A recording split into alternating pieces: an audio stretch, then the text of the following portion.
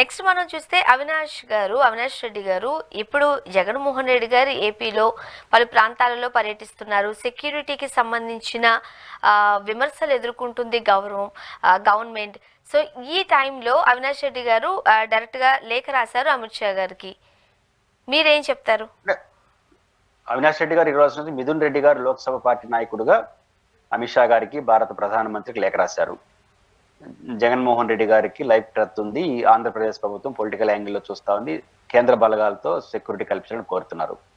ఒకటి నిజం, సెక్యూరిటీ అన్నది ఇండిపెండెంట్ బాడీగా ఇంటెలిజెన్స్, కౌంటర్ ఇంటెలిజెన్స్ విభాగాలు నిర్ణయిస్తాయి.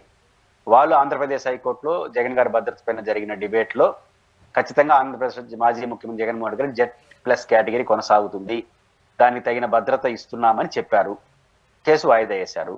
కాబట్టి Z+ కేటగిరీ ఒకసారి ఇచ్చిన తర్వాత ఆ స్థాయి భద్రత, ఆ అవసరం కొనసాగాలి.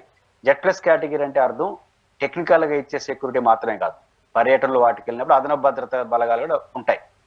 కాబట్టి ఆ విషయంలో కొంచెం తేడా అయితే కనిపిస్తా ఉంది. నేను ప్రభుత్వం ఆలోచించాల్సింది ఏంటంటే న్యూట్రల్ గా, నెంబర్ 1, జగన్మోహన్ రెడ్డి గారికి ఏ తరహా భద్రత కావాలనేది వైసీపీ వాళ్ళు చెప్పినట్టు ఇమ్మని నేను అన్నాను. బట్ మీ ప్రభుత్వ నాయకత్వం హైకోర్టుకు ఒక మెన్షన్ చేసింది, దాని ప్రకారం ఇవ్వండి, ఎంత అవసరమో అంత ఇవ్వండి. ఇక్కడ జగన్మోహన్ రెడ్డి గారి గౌరవానికి సెక్యూరిటీకి సంబంధం లేదు. ఎందుకంటే జగన్మోహన్ రెడ్డి గారి గౌరవాన్ని బట్టి సెక్యూరిటీ ఉండదు, అవసరాన్ని బట్టి సెక్యూరిటీ ఉంటుంది. కానీ ఈ వివాదం ఎక్కువైతే ఖచ్చితంగా కేంద్ర ప్రభుత్వం ఏదో రాష్ట్రం జోక్యం చేసుకుంటుంది. మీకు గుర్తుంది, రాష్ట్ర ప్రభుత్వానికి రఘురామకృష్ణానికి పెద్ద గొడవ జరిగింది రాష్ట్రంలో. కానీ వై కేటగిరీ భద్రత ఇచ్చింది కేంద్ర ప్రభుత్వం, లోకేష్ గారికి ఇచ్చింది కేంద్ర ప్రభుత్వం, అంటే రాష్ట్ర ప్రభుత్వ అభిమతానికి భిన్నంగా. పుంగునూరులో రామచంద్ర యాదవ్ గారికి వై కేటగిరీ భద్రత ఇచ్చారు. అంటే రాష్ట్ర ప్రభుత్వం టెక్నికల్ గా కానీ తప్పు చేసుకుంటా రాజకీయ కోణాలు ఆలోచిస్తే కేంద్ర ప్రభుత్వం ఖచ్చితంగా జోక్యం చేసుకుంటుంది. జోక్యం చేసుకుంటే అది మీకు నష్టం, గౌరవం ఉండదు. కాబట్టి కేంద్ర ప్రభుత్వంతో జోక్యం సంబంధం లేకుండానే మీరెంత భావిస్తున్నారో, ఎంత ఇవ్వాలో అది టెక్నికల్ గా నైతికంగా ఇవ్వాల్సిన బాధ్యత అయితే ఉంది. ఈ సందర్భంగా అధికారంలో ఉన్న వాళ్ళు చేస్తున్న ఆర్గ్యుమెంట్ ఏంటంటే, జగన్మోహన్ రెడ్డి గారు మిర్చి రైతులు బరమార్స్కి వెళ్ళడం అనేది ఇల్లీగల్ అంటే అర్థం ఏంటంటే, ఎలక్షన్ నోటిఫికేషన్ ఉంది కదా, రూల్స్ కి అగైనిస్ట్ గా పోయాడు అని. రూల్స్ కి అగైనిస్ట్ గా పోతే ఏం చేయాలి? భద్రత ఉపసంహరించకూడదు, ఇంటికన్నా అరెస్ట్ చేసేవాళ్ళు. అయ్యా బాబు, నీకు పర్మిషన్ లేదు, మిర్చి రైతులు పోకూడదు, ఎన్నికల నోటిఫికేషన్ ఉంది, ఎలక్షన్ రూల్స్ ఉన్నాయి, ఇక్కడనే అరెస్ట్ చేస్తా, ఇక్కడనే ఉండాల్సిందే, దాటిపోతే నేను అరెస్ట్ చేసి కేసు పెడతాము అనే హక్కు పోలీసులకు ఉంది.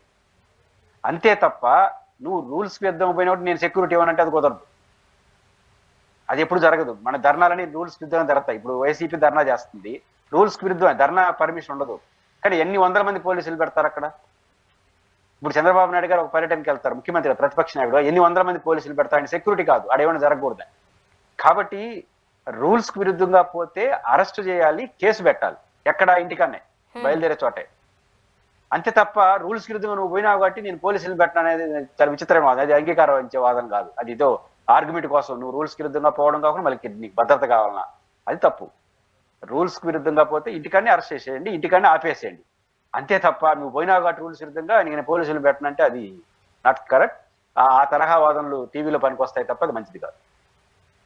ముఖ్యంగా మార్గదర్శిపై ఏదైతే కేసెస్ ఉన్నాయో అవి ఉపసంహరించుకునేలా ఏపీ గవర్నమెంట్ చూస్తుంది, ఇది మనం దినపత్రికల్లో చూసిన ఒక వార్త. మీరేం చెప్తారు? మార్గదర్శి కేసుకు సంబంధించి ఉండవల్లి అరుణ్ కుమార్ గారి కేసు కొనసాగుతుంది. ఈ క్రమంలో కోర్టు నుంచి నోటీసులు అందాయి. ఎవరికి? సిబిఐకి అందాయి, ఆర్బీఐకి అందాయి, తెలంగాణ రాష్ట్ర ప్రభుత్వానికి అందినాయి, ఆంధ్రప్రదేశ్ రాష్ట్ర ప్రభుత్వానికి అందినాయి. ముఖ్యంగా ఆంధ్ర తెలంగాణ రాష్ట్ర ప్రభుత్వాలకు వెళ్తాయి. ఎందుకు అంతాయంటే, ఈ మధుపరులంతా ఎవరు? ఎక్కువ తెలుగు వాళ్ళే కదా, కేసు ఇక్కడ ఉంది కదా. కాబట్టి రెండు రాష్ట్రాల్లోని తెలుగు వాళ్ళందరూ దీంట్లో ఇన్వాల్వ్ అవుతారు. కాబట్టి వీళ్ళందరికీ తిరిగి న్యాయం చేయాల్సిన ప్రభుత్వమే. కాబట్టి ఈ రెండు రాష్ట్ర ప్రభుత్వాలకి కేసులో మీ అభిప్రాయం ఏంటో చెప్పమని అడిగింది. దీంట్లో రామోజీరావు గారికి ఉన్న ఇన్ఫ్లుయెన్స్ కావచ్చు, సంబంధాల రీత్యా బీఆర్ఎస్ ప్రభుత్వం 10 ఏళ్ళ వరకు అసలు అప్డేట్ అయ్యేలా, ఇప్పుడు రేవంత్ రెడ్డి గారి ప్రభుత్వం అప్డేట్ అయ్యేలా, ఆంధ్రప్రదేశ్లో 2014 నుంచి 19 వరకు చంద్రబాబు నాయుడు గారి ప్రభుత్వం అప్డేట్ అయ్యేలా, జగన్ గారి ప్రభుత్వం అప్డేట్ వేసింది. జరిగిన వేసి కేసు ఉందని చెప్పి వేసింది. కేసు ఉండడంతో ఏం చేసింది? ఖచ్చితంగా వాటి ఏదైతే డబ్బులు వసూలు చేశారో వాటిని సీజ్ చేసింది ఖర్చు పెట్టకుండా. చంద్రబాబు గారి ప్రభుత్వం మళ్ళీ వచ్చిన వెంటనే దాన్ని లిఫ్ట్ చేస్తా ఉందంట. ఉండవల్లి అరుణ్ కుమార్ గారి ఆరోపణ అదే కదా, డైరెక్ట్ గా మీరు లిఫ్ట్ చేయడం ద్వారా ఆ డబ్బులు వాళ్ళకి వెళ్ళిపోతాయి. ఈ రకంగా చేయడం అనేది చంద్రబాబు గారు కరెక్ట్ కాదు నేను డైరెక్ట్ గా ఆరోపించాను. ఇక్కడ కనపడతా ఉండేది ఇది కేసు రాజకీయం. కేసు ఉందా లేదా? కేసు స్పష్టంగా ఉంది. అది ఆర్బీఐ మనం కూడా మాట్లాడుకున్నాం. ఆర్బీఐ ఇచ్చిన అఫిడేట్ ప్రకారం రాంగ్, ఇది క్రిమినల్ ప్రొసీజర్ ప్రకారం చర్య తీసుకునే వెసులుబాటు ఈ కేసులో ఉందని ఆర్బీఐ చెప్తుంది. ఆర్బీఐ ఇది అథెంటిక్ బాడీ, వాళ్ళకే కదా రూల్స్ అని బాగా తెలిసేది. కానీ ఒక రాష్ట్ర ప్రభుత్వం అసలు చేయదు.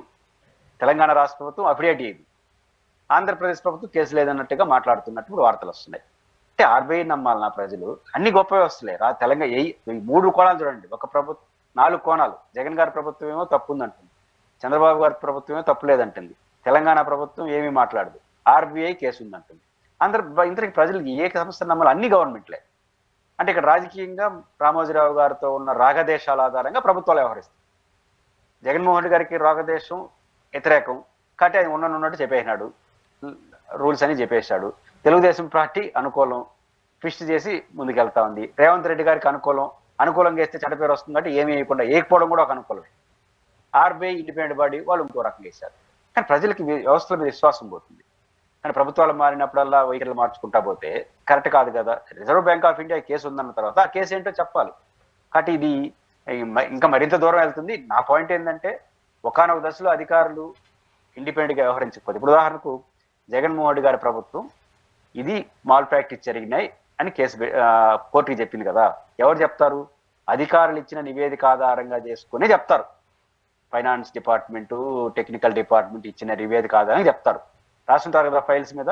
ఇప్పుడు కొత్తగా వచ్చిన ప్రభుత్వం చెప్పేసిందని ఉల్టాగా వేశారనుకోండి, రేపు ఈ అధికారి తప్పు చేసినాడా, ఆ అధికారి చెప్పాడని కోర్టుకు వెళ్తే ఉన్నవాళ్ళు అరుణ్ కుమార్ గారు some ex IAS officer government of Andhra Pradesh నుంచి మాల్ ప్రాక్టీస్ అంటాడు, ఇంకొక ఐఏఎస్ ఆఫీసర్ లేదంటాడు. ఇద్దరిని విచారించాల్సి వస్తుంది రేపు.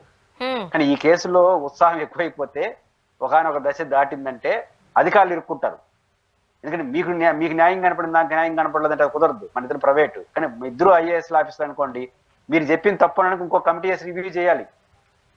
కానీ ఒక ఐఏఎస్ ఆఫీసర్ ఒక ఫైండింగ్ వేస్తే ఇంకో ఐఏఎస్ ఆఫీసర్ రద్దు చేస్తే ఖచ్చితంగా ఉండవాలి అరుణ్ కుమార్ గారు సమయం చూసుకుని అందరి మీద కేసేస్తాడు. ఇది ఎవరు నమ్మాలి ప్రజలు అని? ఇది మొత్తం మీద మొత్తం ఏదో జరగడానికి జరుగుతుంది. ఇంకా భవిష్యత్తులో ఇంకా కొన్ని విన్యాసాలు చూస్తాం.